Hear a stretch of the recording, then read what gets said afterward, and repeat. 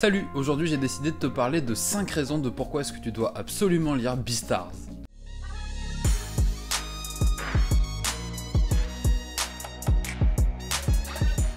Brièvement, dans Beastars, on va suivre Legoshi, un jeune loup argenté qui est un carnivore et qui va devoir évoluer dans une société où herbivores et carnivores sont censés cohabiter. Cela va créer quelques tensions, vous en doutez bien, parce que si les carnivores mangent de la viande, ça veut dire qu'ils mangent un confrère évidemment, donc ça vaut mieux éviter, dans une société qui se veut prospère en tout cas, et cela va être, vous vous en doutez, la source de beaucoup de problèmes. Au début de l'histoire, un alpaga va se faire dévorer dans l'enceinte du lycée. Tout de suite, les soupçons pèsent sur Legoshi, notre personnage principal, puisque c'est un carnivore et surtout que c'était un de ses amis proches. Pourquoi est-ce qu'on l'accuserait, me direz-vous? Parce que tout simplement c'était l'une des personnes qui le fréquentait le plus et donc qui était en mesure de pouvoir le croquer un petit peu quand il voulait. Donc oui, on est d'accord, c'est un petit peu discriminatoire, mais c'est un petit peu tout ce qu'on va voir dans Beastars.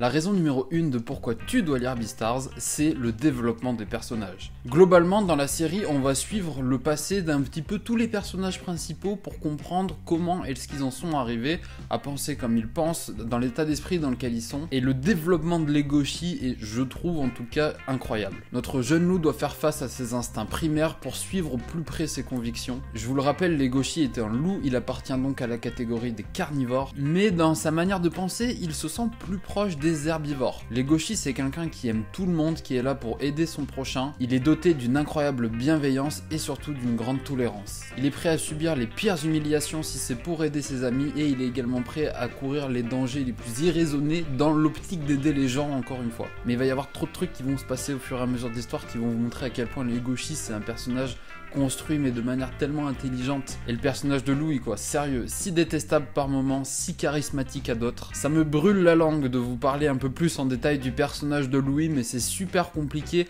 de vous expliquer pourquoi est-ce que le personnage est grave bien sans vous spoil par la suite parce qu'il va se passer des dingueries avec lui, c'est un truc de ouf. Un peu plus tard dans l'histoire, on va suivre le personnage de Melon qui je trouve est un excellent antagoniste. Bref, je vais pas faire 20 ans sur le développement des personnages dans Beastars, je vous invite vraiment à découvrir la série par vous-même. Croyez-moi que sur ce point-là, vous ne le regretterez pas, c'est une certitude.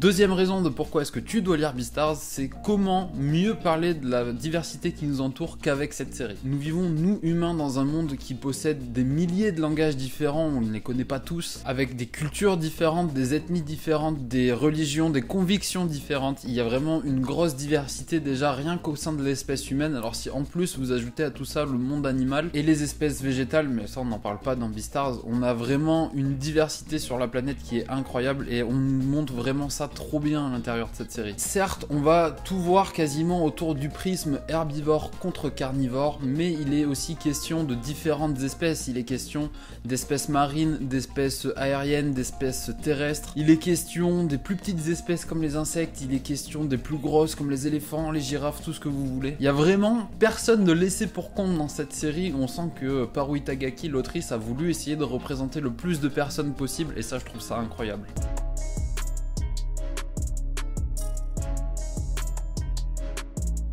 Troisième raison de pourquoi tu dois lire Beastars, c'est évidemment le dessin de Paru Itagaki. Dans quasiment chaque épisode de cette série de vidéos, je vous ai présenté le dessin de l'auteur, mais c'est parce que jusqu'à présent, en fait, je vous ai présenté que des titres où on a un dessin qui vaut autant la peine d'être vu que le scénario. Que ça soit dans Rainbow, la vidéo est dans la description, que ce soit dans Bakuan Reto, la vidéo est dans la description aussi, ou que ça soit dans Beastars, ce que nous voyons aujourd'hui, c'est encore une fois un manga qui a une patte graphique assez particulière.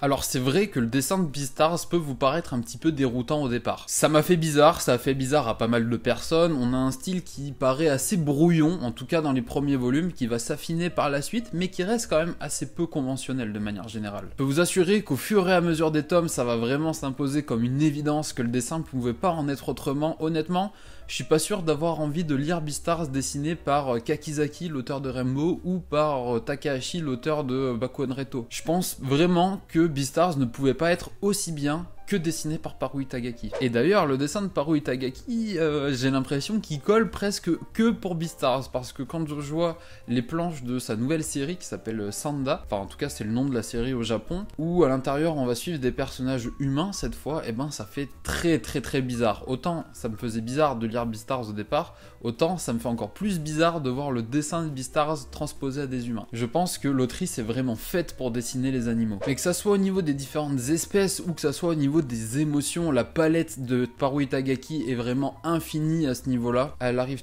tellement bien à nous retranscrire la tendresse que Legoshi peut avoir envers Haru, de la même manière qu'elle arrive tellement bien à nous retranscrire la bestialité qu'il peut avoir par moment. Enfin, je trouve ça ouf. On a un personnage qui est déjà très torturé dans sa tête et on va le voir dans différents registres graphiques, c'est trop bien.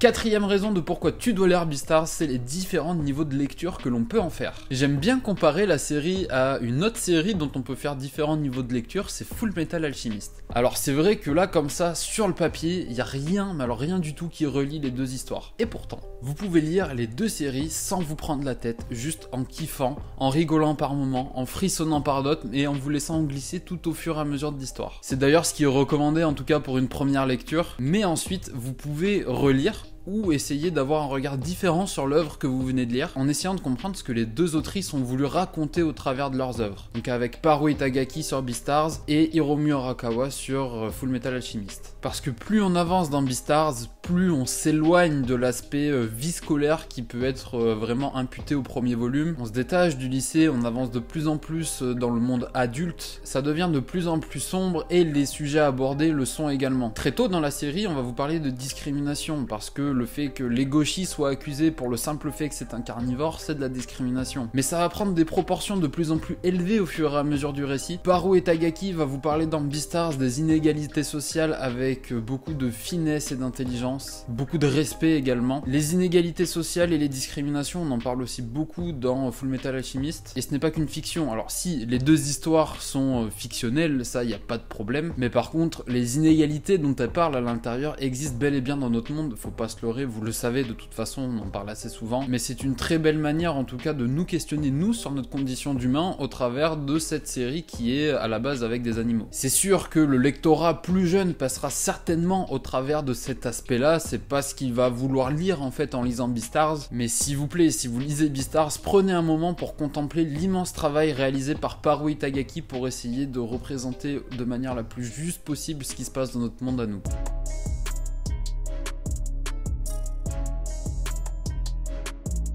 La cinquième et dernière raison de pourquoi tu dois lire Beastars, c'est parce que c'est juste trop bien en fait. J'en suis actuellement au tome 17, je suis pas à jour, le 22e et dernier tome est sorti début juin. Il me tarde de me mettre à jour sur la série pour enfin avoir le dénouement. J'ai entendu pas mal de critiques envers la version animée, donc si jamais vous faites partie des gens qui n'ont pas aimé la version animée de Beastars et qui du coup ne vous intéressez pas au manga, s'il vous plaît, soyez curieux parce que je vous promets que la version papier en vaut la peine. C'est assez dur de juger un manga son adaptation animée parce que dans 95% des cas je trouve la version papier reste supérieure en termes d'émotions procurées, de manière dont c'est raconté. Alors c'est vrai que les premiers volumes vont peut-être pas être à la hauteur de ce que je vous raconte actuellement, mais notez que Beastars c'est une série qui monte en puissance au fur et à mesure des tomes. Quelques infos utiles concernant Beastars, vous l'aurez compris, c'est scénarisé et dessiné par Paru Itagaki. La série nous est proposée en France par Kiyun, elle est terminée en 22 volumes, tous disponibles au prix de 6,90 €. Foncez, il faut absolument que vous lisiez Beastars.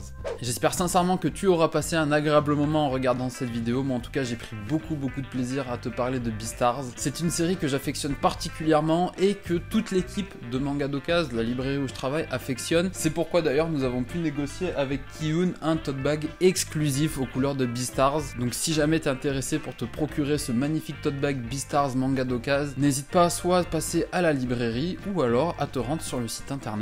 Dans tous les cas, j'ai fait un réel sur le compte Instagram de Manga d'Occasion dans lequel je t'explique toute la marche à suivre pour te procurer le tote bag. Y a plus qu'à foncer, moi je te dis à très vite pour une prochaine vidéo, prends soin de toi, ciao ciao.